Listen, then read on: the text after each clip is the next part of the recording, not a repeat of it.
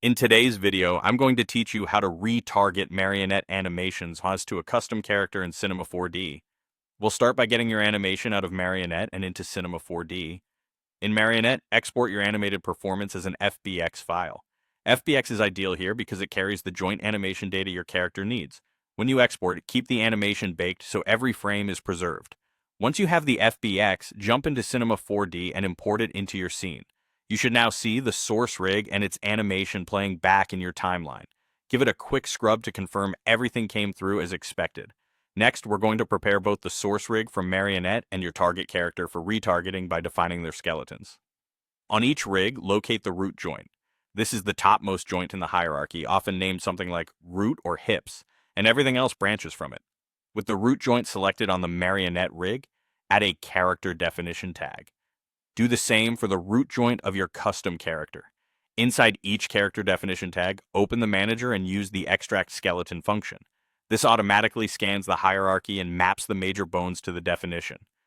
It's a big time saver and usually gets most joints right away. If you notice any unmapped fields, it often means a joint name is unconventional or a limb is nested differently.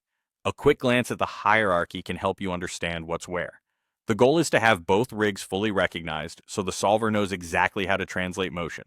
With both skeletons defined, it's time to transfer the motion. On the target character's character definition tag, create a solver. This solver is what drives the retargeting, interpreting the motion from your source, and applying it to the target structure.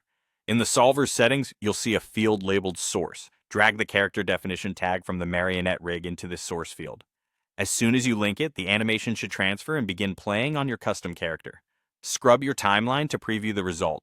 Look for foot plants, head orientation, and hand placement. If the rigs are proportionally different, you may notice varying degrees of exaggeration, which is normal in retargeting. Keeping both rigs in a similar rest pose, like T-pose or A-pose, typically yields cleaner results. That's it.